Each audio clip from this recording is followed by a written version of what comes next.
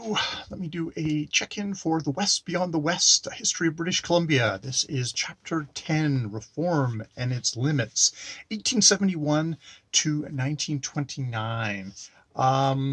So, as I think has been noted in the past chapters, company rule, mail rule, has been the kind of the order of the day, and there have been pushbacks on that.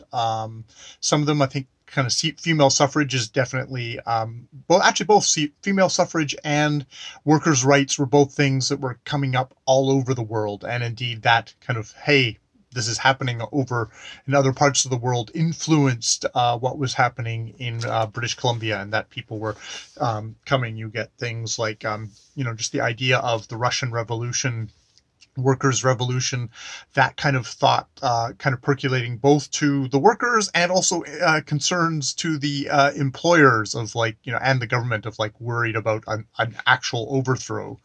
At the same time, you have stuff like women's suffrage, where that is getting pushed. Susan B. Anthony visits Victoria and does a speech. We definitely have influences there from Britain. Governments, for the most part, did not support reform.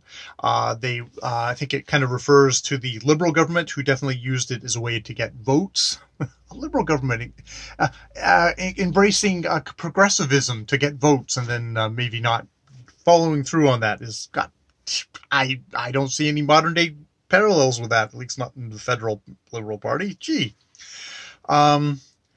There's definitely a context of all the kind of the industrialization and urbanization happening at the same time. We've got the thing of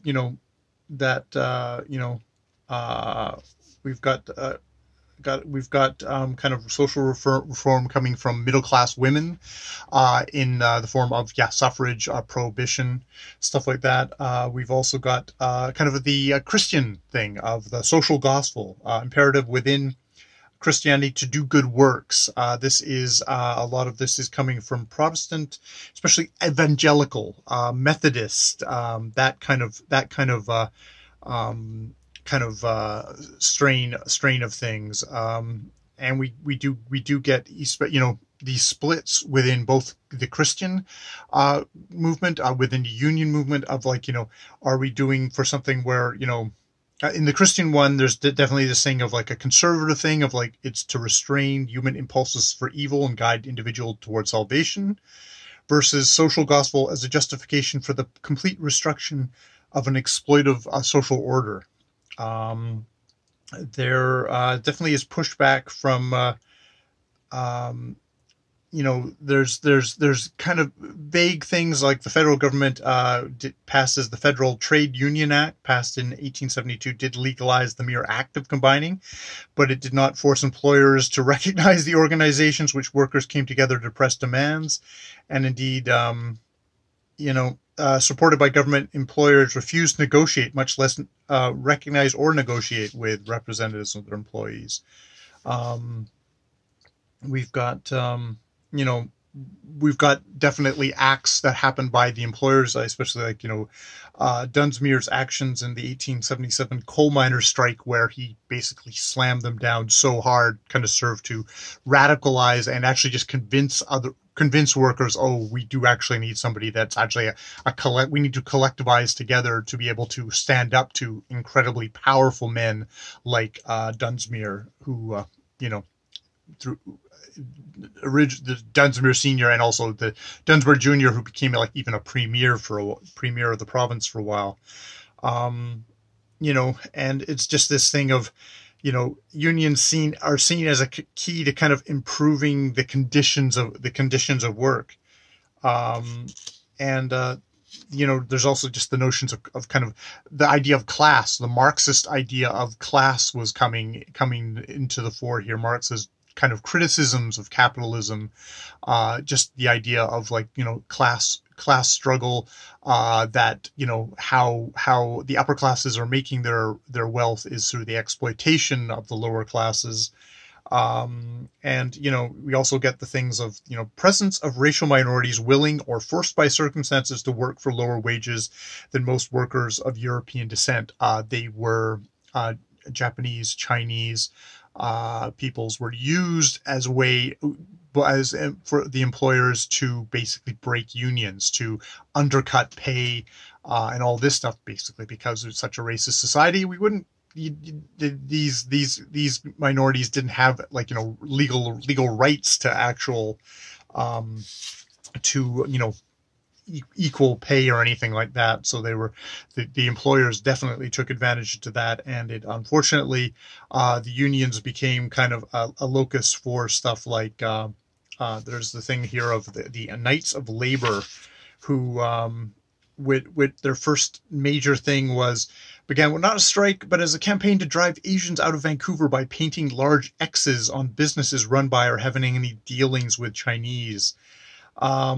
It's so there's a very highly racialized battle going on here at the same time of groups that, perhaps could, in better organized, better thinking through, could have somehow tried to work together.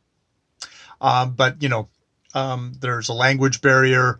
There's just circumstances of people desperate for work, and employers taking advantage of that. There's stuff like, unions kind of getting some conditions, like in 1898, backing candidates who are able to actually hold the balance of power in the province, able to get legislation enacting an 8-hour day in metal mines and excluding underground employment of Chinese in coal mining. So you get the kind of what seems progressive with what seems racist, but the excluding, well, is racist, but it's excluding underground employment of Chinese in coal mining is a way of stopping employers from using Chinese workers to undercut the pay of the European workers. So really nasty thing that way.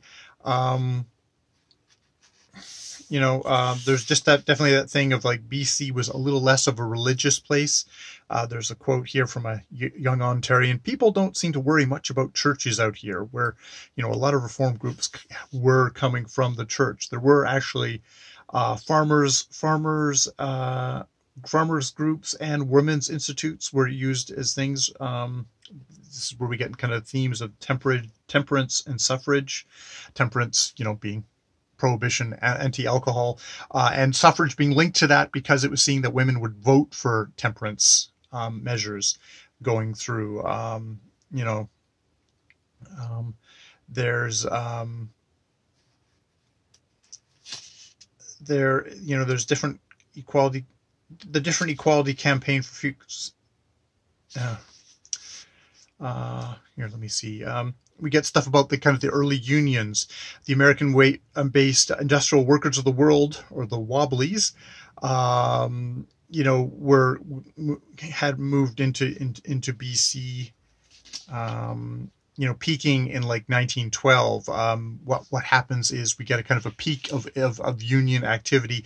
Then we get the recession, we get the war, and that hammers back on unions. We get 1912, 1913. There's the general strike in Winnipeg, sympathy strikes in Vancouver.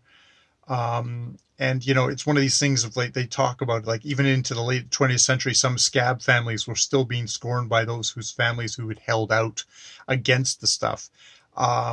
There's again just the thing of using Japanese fishers to break kind of union actions, and displacement by Japanese fishermen accelerated.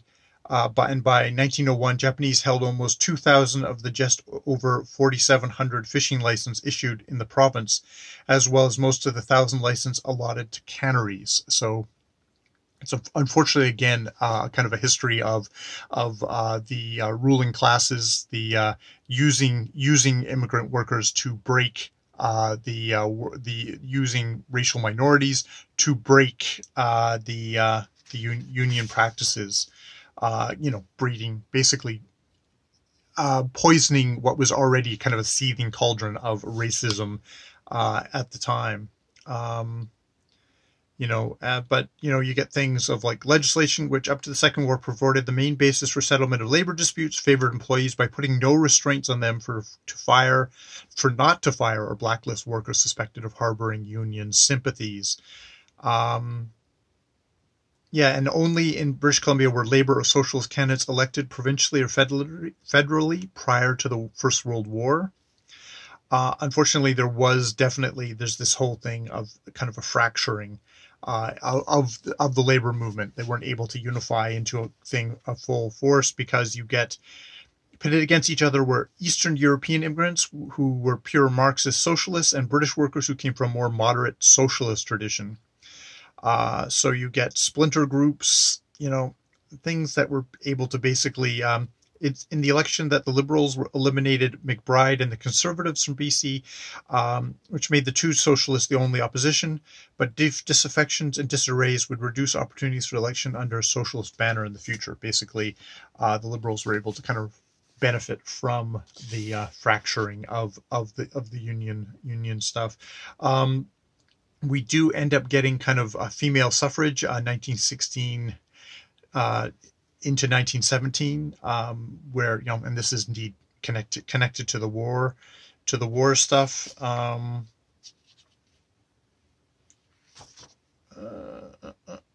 We get a lot of Winnipeg, the Winnipeg general strike. At one point 1/5 of Winnipeg's population were on the streets striking. There were some, workers who were very enthusiastic about the events in Russia, including the Victoria TLC's open endorsement of the Soviet system, underlying growing anxiety, which results in they've got this idea of the one big union, which never really takes off, which is the idea of basically just one gigantic union that would have a massive amount of power. That never did come through. We also get the Prohibition. Prohibition comes in, and then after the war, Prohibition goes out again. A lot of it talking about returning soldiers being as upset that they can't get a beer as they can't find a job. You end up with, and because I think it was 1922, Prohibition was 1920. There was a moderation plebiscite held in 1920 and passed, which made BC a great place to run rum, because U.S. prohibition didn't end until 1933, which makes it, they talk about Texada Island, where there was lots of stills, some moonshine. And there's, without a doubt, this is how some of the 83 millionaires reportedly living in Vancouver in 1929 acquired their fortune. So we get a bit of a roaring 20s with rum runners and stuff like that. There's good kind of stuff here on people like Helen McGill, who was someone who was definitely agitating for female rights, female and children rights. The kind of the shifting thing, whether it's female suffrage or just in general, but there's a shift of the expectation of how much government should actually kind of intervene and help people in their lives. The idea of the certain minimum standards of life were necessary. Basic amenities were extended to all individuals.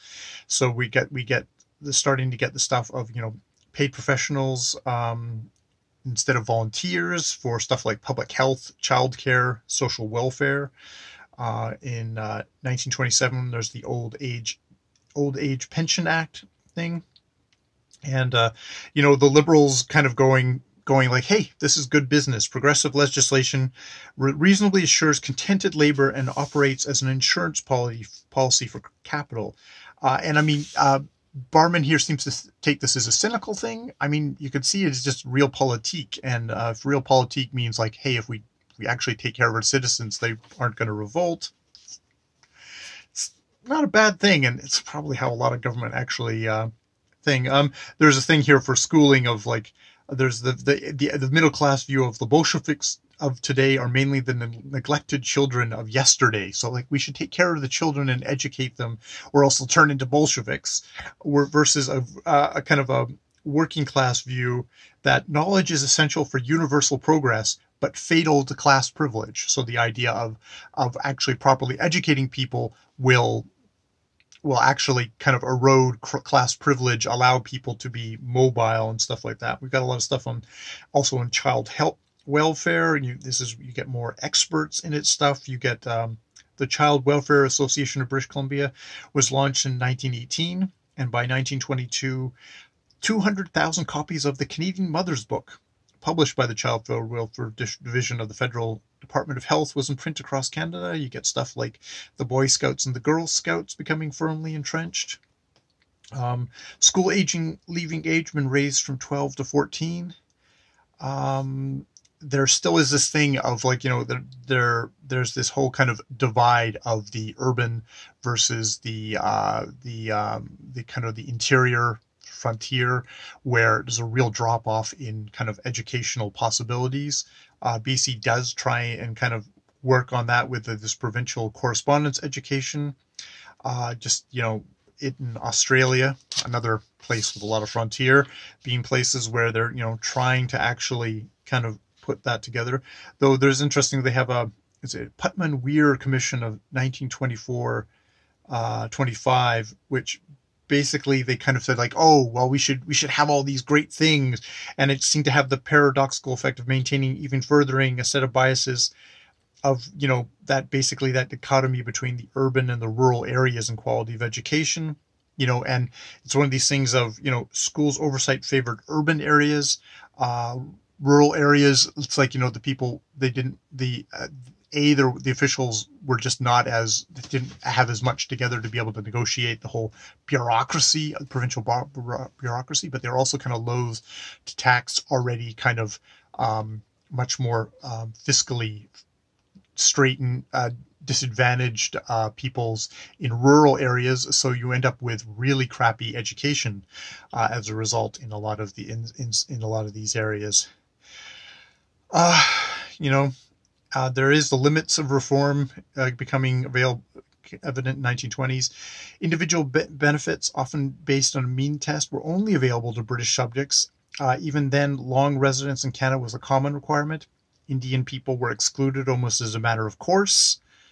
The whole thing of kind of healthcare, a kind of a healthcare coverage system was opposed by the doctors because they felt that they was going to threaten their livelihoods. You see that with a lot of medical stuff is when you want to make it universal. The people who have the big people that actually have the fiscal stake in the matter are the doctors, and they're often the ones who seem to oppose it. There's a thing here on birth control and how BC actually had a fairly low birth control rate because basically there were illicit means of getting kind of information about birth control out to the population through basically volunteer illicit means. It was the federal government had actually prohibited access to birth control information. The federal government had done that, so people were just going around that. Women were getting into office in BC, but I think they're talking about of the 225 contested constituencies during the interwar, just 4% or 40 were female. Most women ran in Vancouver, Victoria as fringe candidates. They had more chance of getting into the school boards, where it's seen as a woman's place is the education of children, so that was more acceptable. Suitable occupations for women was still very kind of circumscribed. You were either being clerk, nurse. There was just teacher. Those were the things. And indeed, it's there's something here. I was neither a teacher nor secretarial material, so was pushed into nursing. There was the three, and that was about it. And yeah, once you got married, you were expected to leave the workforce. I wonder if this is focusing strictly on middle class women, because I would think lower class women would not have that option of just being able to opt out of work. Yeah, recession in the early 1920s encouraged companies to move against unions, often with the tacit consent of governments. Um, you know, and as a result, paternalism became more and more visible. Rogers instituting annual summer picnics, uh, management company towns, like constructing luxurious community halls. Some were actually providing medical care, but it's like Christmas bonuses in Turkey instead of living wages was the thing. But it was basically there to try and a sop to try and keep everybody down, happy enough. Um, of course, the other thing was that while there was all this thing for like workers' rights, women's rights, otherness, racism was still full in course. In 1923, the federal government prohibited Chinese immigrants, which withered away a lot of the like the small little Chinatowns dotted throughout Canada. BC, actually one of the ones they talk about is Cumberland, which I live just down the mountain in Courtney Comox from Cumberland. And yeah, in 1921, it was home to nearly 900 Chinese people.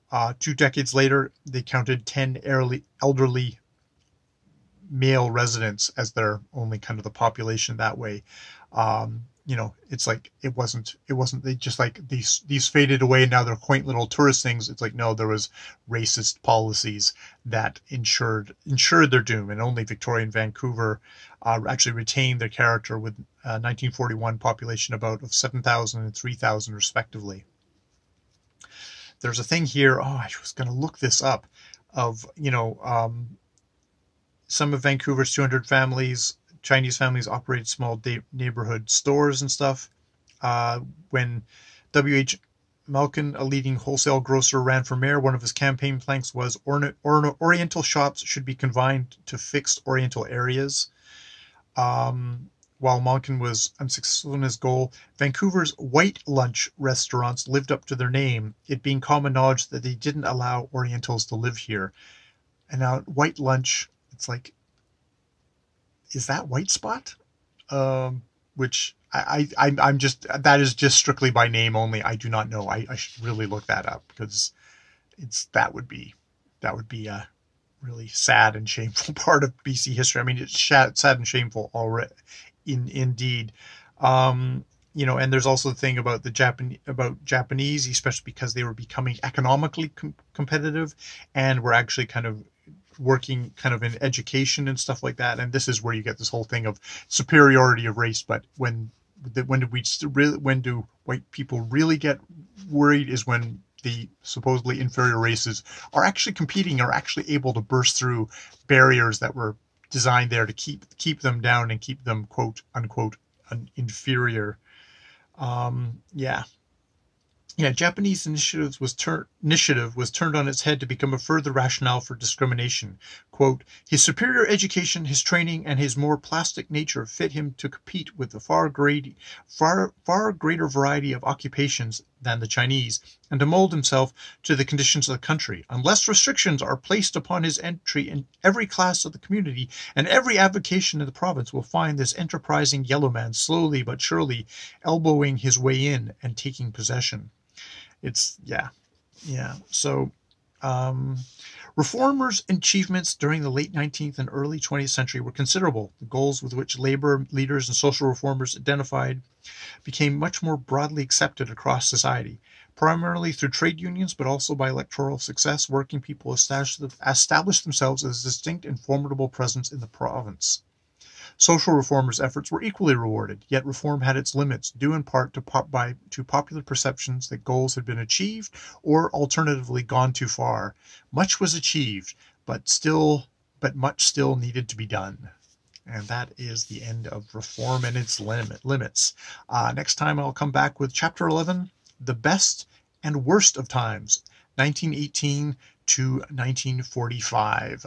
War bracketed in the war years. All right, more videos later.